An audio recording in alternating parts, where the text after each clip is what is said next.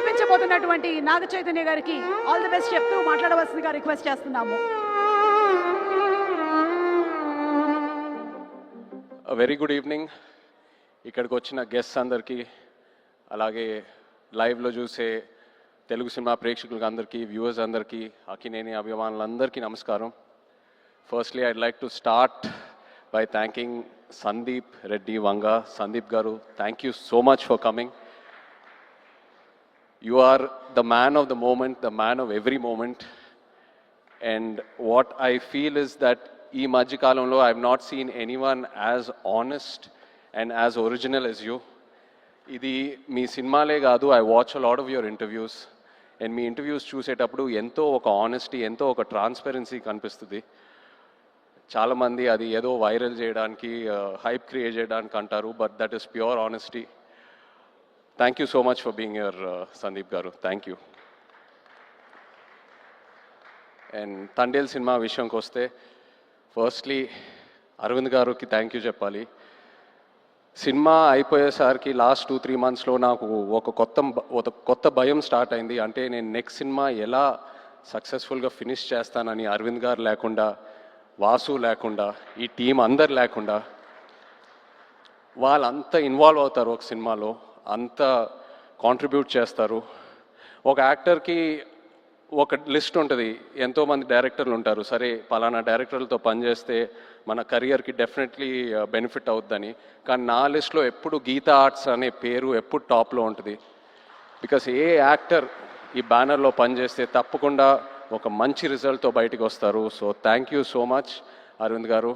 And Vasu, మన journey ఎప్పటి నుంచో స్టార్ట్ అయింది. అండ్ ఈ సినిమాలో కూడా ఏదో ఒక రోజు మనం ఈ సినిమా టాపిక్ గురించి మాట్లాడాము. ఒక ఐడియాలా చెప్పారు నాకు ఒక 10 నిమిషాలు. నేను అప్పుడే చెప్పాను మీకు, వాసు ఈ ఐడియా పూర్తిగా ఫామ్ అయిన తర్వాత ప్లీజ్ నా దగ్గర రండి, నాకు ఎంతో ఇంట్రెస్ట్ ఉంది ఈ టాపిక్ మీద. అండ్ మీరు వచ్చారు. So thank you so much. అదే కాకుండా నేను రియల్ లైఫ్ ఈ తండేల్ రాజు క్యారెక్టర్కి నాకు చాలా పెద్ద గ్యాప్ ఉంటుంది.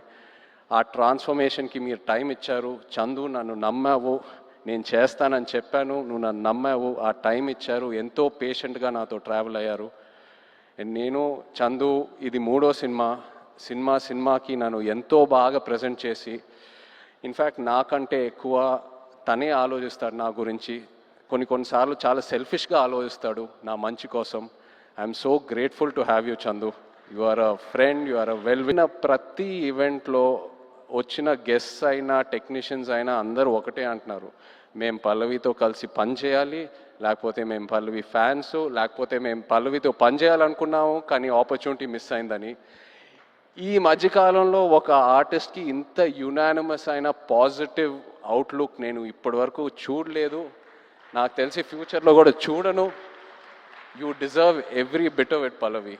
And I wish you all the best. Thank you for being who you are. Thank you so much.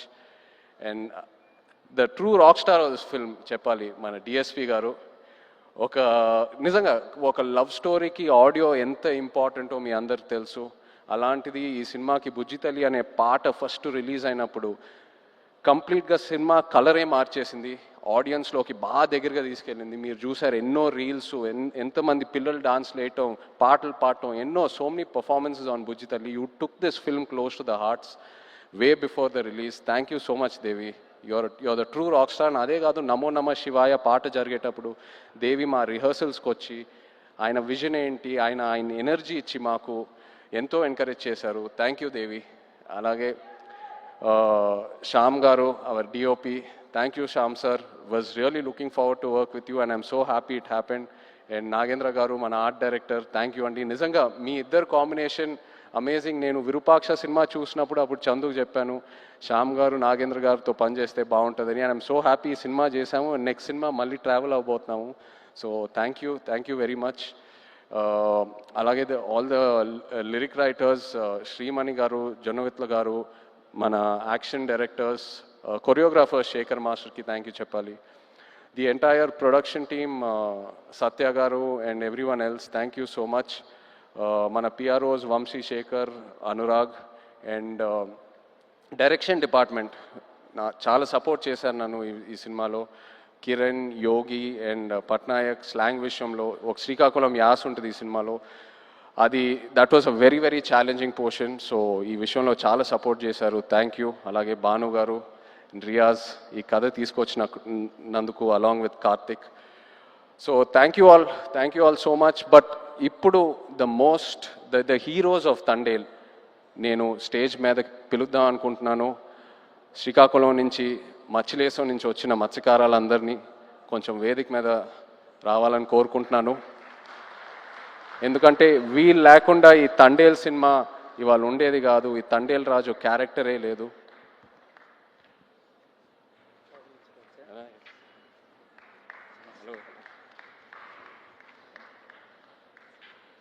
Hello నమస్తే. హలో అండి. హలో రండి. సో చందు నాకు ఫస్ట్ ఈ కథ ఒక ఐడియాగా చెప్పాడు. ఆబ్వియస్లీ బాగా ఎక్సైట్ అయ్యాను. ఒక యాక్టర్కి పల్లవి కమ్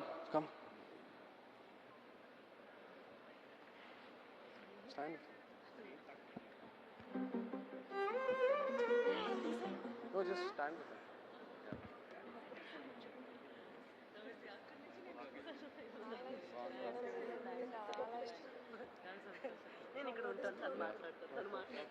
సో చందు నాకు ఈ కథ జస్ట్ ఒక ఐడియాగా చెప్పాడు, ఒక డాక్యుమెంటరీ స్టైల్లో ఒక 10 నిమిషాలు. ఆబ్వియస్లీ కథకి ఎక్సైట్ అయ్యాను.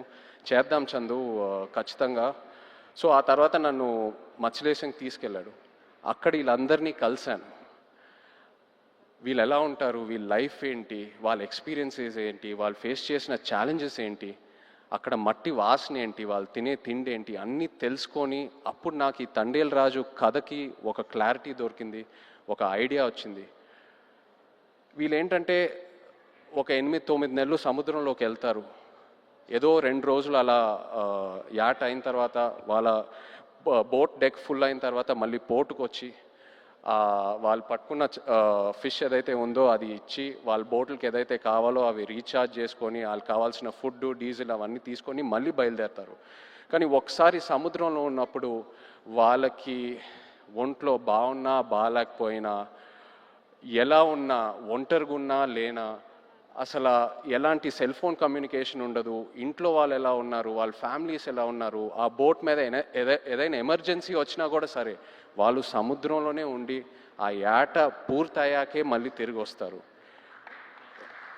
అండ్ ఏంటంటే నేను అక్కడ ఉన్నప్పుడు అడిగాను, మీరు ఒకసారి పాకిస్తాన్లోకి వెళ్ళి ఒక సంవత్సరం పైన అక్కడ ఉండి జైల్లో ఉండి ఎన్నో కష్టాలు చూసి ఎన్నో ఛాలెంజెస్ చూసి బయటకు వచ్చారు కదా, మళ్ళీ ఎందుకు వెళ్తున్నారు యాటకి, వేరే ఏదైనా పని చేసుకోవచ్చు కదా అంటే, లేదు మాకు అదే వచ్చు, మాకు ఆ సముద్రం తప్పితే వేరే ఏది తెలీదు, ఏ కష్టం వచ్చినా సరే మేము చూసుకుంటాము. అండ్ ఇది నాకు డైరెక్ట్గానే కాదు, ఆడవాళ్ళ ముందు చెప్పారు. అండ్ వాళ్ళ మొహంలో ఒక భయం కనిపించింది, కానీ ఆ భయం వెనకాల ఎంతో ఒక ఫియర్లెస్ అనే ఒక క్వాలిటీ కనిపించింది.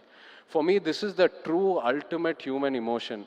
అంటే ఆల్మోస్ట్ ఒక స్పిరిచువాలిటీ, ఒక తపస్లా అనొచ్చు. So these are my real life heroes. వీళ్ళ లేకుండా ఈ తండేల్ సినిమా ఉండేదే కాదు. Thank you so much. మీరు ఎంతో నన్ను ఇన్స్పైర్ చేశారు, మీరు ఎంతో నన్ను మూవ్ చేశారు. ఈ తండేల్ రాజు క్యారెక్టర్లోనే కాదు, but also as a human being మిమ్మల్ని చూశాక ఎంతో నేర్చుకున్నాను.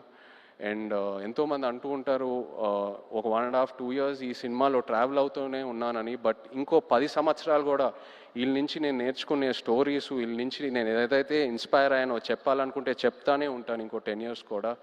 Thank you so much. ఏదో కొంచెం ట్రై చేసాం తండేల్ సినిమాలో మీ కథలన్నీ బయటికి జనాల్లోకి వెళ్ళాలని, ఇన్స్పైర్ చేద్దామని. ఐ హోప్ మీరందరూ సినిమా చూసి సంతోషం పడతారు. Thank you so much everyone. Feb 7th థియేటర్స్లో దుల్లగొట్టేద్దాం అంతే. Thank you. అన్నా, విత్ యువర్ పర్మిషన్ ఒక మాట చెప్పి ముగిస్తే బాగుంటుంది అనిపిస్తుంది. రాసి పెట్టుకోండి, అక్కినేని లెక్కలు మారబోతున్నాయి. Thank you writer Karthik. And yes, Srikakulam నుంచి వచ్చినటువంటి ఫిషర్మ్యాన్ అందరూ కూడా వాళ్ళ ఫ్యామిలీస్తో పాటు ఈరోజు స్టేజ్ మీద ఉన్నారు. Thank you very much. Me